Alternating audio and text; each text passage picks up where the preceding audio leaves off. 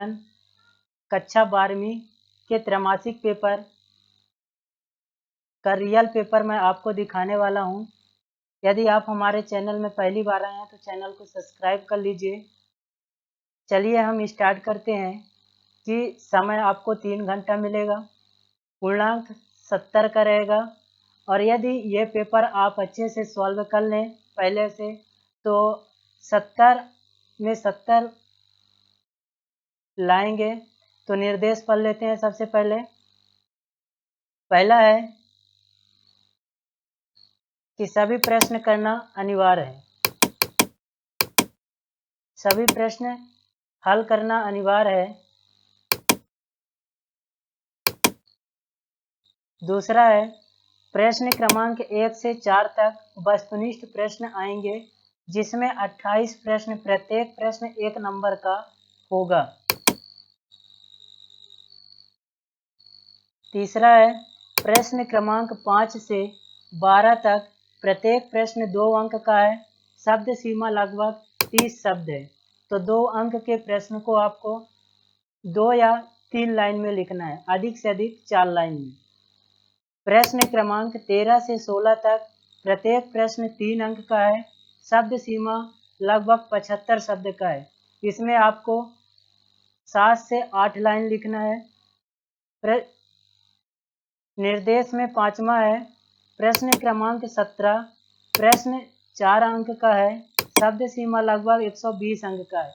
120 में आपको 12 से 13 लाइन तक लिखना है, अधिक से अधिक 15 लाइन यानी 1.5 पेज। प्रश्न क्रमांक 18 से 19 तक प्रत्येक प्रश्न 5 अंक का है। शब्द सीमा लगभग 150 शब्द है। 150 शब्द में आपको 2 पेज लिखना है, 1.5 या 2 पेज। तो पहला प्रश्न है सही विकल्प चुनिए। पहला प्रश्न है कि पृथ्वी का विभव माना जाता है। पहला नंबर है धनात्मक, दूसरा नंबर है ऋणात्मक, तीसरा नंबर है शून्य, चौथा नंबर है उपयुक्त। तो पृथ्वी का विभव माना जाता है तो पृथ्वी का विभव शून्य माना जाता है। फिर इसके बाद दूसरा नंबर है कि विद्युत धारिता का मात्रक है, तो इसका आंसर होगा एम्पियर। तीसरा नंबर है अतिचालक पदार्थ की चालकता होती है। पहला नंबर होगा इसका राइट आंसर शून्य।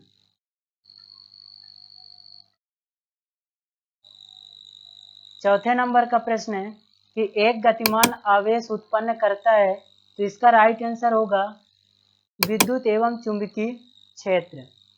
5वां प्रश्न है प्रेरित धारा की दिशा ज्ञात की जाती है, तो इसका राइट आंसर होगा फ्लेमिंग के बाएं हाथ के नियम से। 6वां प्रश्न है हेनरी का मात्रक है, तो हेनरी का मात्रक है, इसका राइट आंसर होगा प्रेरकत्व। हेनरी का मात्रक है प्रेरकत्व। 7वें नंबर का प्रश्न है एक आवेश कण समचुंबकीय क्षेत्र में इसके समांतर प्रवेश करता है, कण का पथ कैसा होगा? तो इसका राइट आंसर होगा सरल रेखा। इसका राइट आंसर होगा सरल रेखा। प्रश्न दूसरा है रिक्त स्थान भरिए। इसमें एक आदर्श अमीटर प्रतिरोध होता है, तो एक आदर्श अमीटर प्रतिरोध शून्य होता है। एक आदर्श अमीटर का प्रतिरोध शून्य होता है, पहले नंबर के ऑब्जेक्टिव का आंसर होगा। दूसरे नंबर में है कि एक आदर्श वोल्ट मीटर का प्रतिरोध होता है, तो इसका राइट आंसर होगा अनंत। तीसरे नंबर में है एसआई पद्धति में ध्रुव प्रबल का मात्रक, तो इसका राइट आंसर होगा एम्पियर मीटर होता है। चौथा नंबर है किरचॉफ का प्रथम नियम के सिद्धांत पर आधारित होता है, तो किरचॉफ का प्रथम नियम जो है आवेश संरक्षण के सिद्धांत पर आधारित होता है। पारे का प्रतिरोध ताप बढ़ाने पर बिंदी बिंदी होता है, तो दोस्तों इसका राइट आंसर होगा पारे का प्रतिरोध ताप बढ़ाने पर बढ़ता है। 6वां प्रश्न है किरचॉफ का द्वितीय नियम के सिद्धांत पर आधारित है, तो किरचॉफ का द्वितीय नियम जो है वो है ऊर्जा संरक्षण के सिद्धांत पर आधारित है। प्रश्न 7वां है कि समांतर प्लेट संधारित्र कि प्लेटों के बीच की दूरी बढ़ाने पर उसकी धारिता हो जाती है, तो समांतर प्लेट संधारित्र की प्लेटों के बीच की दूरी बढ़ाने पर उसकी धारिता घटती है। यदि हम उसके बीच की दूरी कम करेंगे तो उसकी धारिता बढ़ेगी। यदि हम दूरी उसकी बढ़ाएंगे तो उसकी धारिता घटेगी। सही जोड़ी है। पहले नंबर का ओम का नियम। ओम का नियम होगा चौथा नंबर होगा विभव और धारा में संबंध। दूसरा है किरचॉफ का प्रथम नियम। किरचॉफ का प्रथम नियम का पांचवा होगा जटिल विद्युत चालकत्व। तीसरे नंबर में है व्हीटस्टोन। तो व्हीटस्टोन का सही जोड़ी मिलाएंगे तो प्रतिरोध का मापन ही है। चौथे नंबर में है साइमन। साइमन का आंसर होगा विद्युत चालकत्व। केमलिंग ओस। केमलिंग ओस का राइट आंसर होगा अतिचालकता। धारा घनत्व का मात्रक होगा, इसका आंसर होगा एम्पियर प्रति मीटर वर्ग। किरचॉफ का द्वितीय नियम, इसका राइट आंसर होगा ऊर्जा संरक्षण का नियम।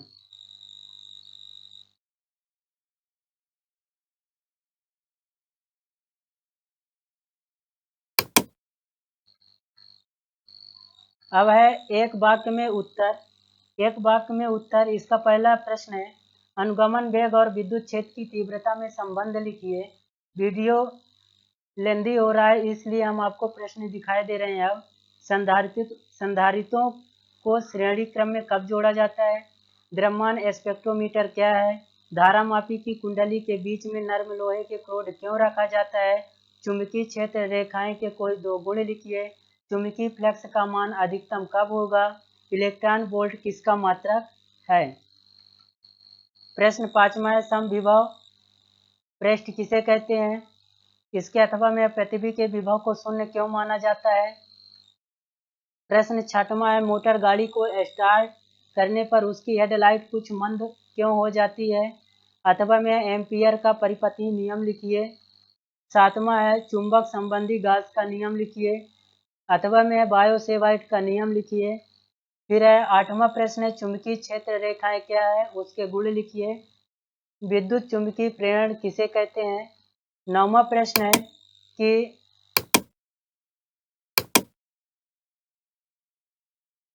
अन्योन प्रेरण किसे कहते हैं? इसके अथवा में है फ्लेमिंग के दाएं हाथ का नियम लिखिए। प्रश्न दसवां है अमीटर और वोल्ट मीटर में अंतर लिखिए। अथवा में है इसके एम्पियर का परिपथीय नियम लिखिए तथा इसे सिद्ध कीजिए। प्रश्न 16वां है किलोवाट घंटा और जूल में संबंध बताइए। इसके अथवा में है व्हीटस्टोन सेतु कब संतुलित कहलाता है? प्रश्न 12वां है ओम का नियम लिखिए। इसके अथवा में है कि दो समविभव पृष्ठ एक दूसरे को प्रतिच्छेद क्यों नहीं करते? प्रश्न 13वां है कि शंट क्या है, इसका उपयोग लिखिए, इससे होने वाले लाभ व हानि लिखिए। ये प्रश्न इतना इम्पोर्टेंट है कि छमाही वार्षिक तक में यही प्रश्न आता है। इसके अथवा में है प्रतिरोध ताप गुणांक किसे कहते हैं, इसका मात्रक लिखिए। प्रश्न 14 में है किसी चालक की धारिता को कौन कौन से कारक प्रभावित करते हैं। फिर इसके अथवा में है एक हेनरी मात्रक को परिभाषित कीजिए। प्रश्न 15 नंबर में है अनुचुंबकीय प्रतिचुंबकीय और लौह चुंबकीय पदार्थों के दो दो उदाहरण लिखिए। अथवे में है इसके चल कुंडली धारामापी को सुग्राहिता कैसे बढ़ाई जाती है। प्रश्न 16वां है लास्ट प्रश्न है कि सिद्ध कीजिए कि विद्युत द्विध्रुव अनुप्रस्थ स्थिति में किसी बिंदु पर विभव शून्य होता है। अथवे में है इसके किरचॉफ के नियम लिखिए तथा उनकी व्याख्या कीजिए। दोस्तों यदि वीडियो अच्छा लगे तो चैनल को सब्सक्राइब कीजिए और यदि आपको इसका PDF चाहिए तो कमेंट ज़रूर करें।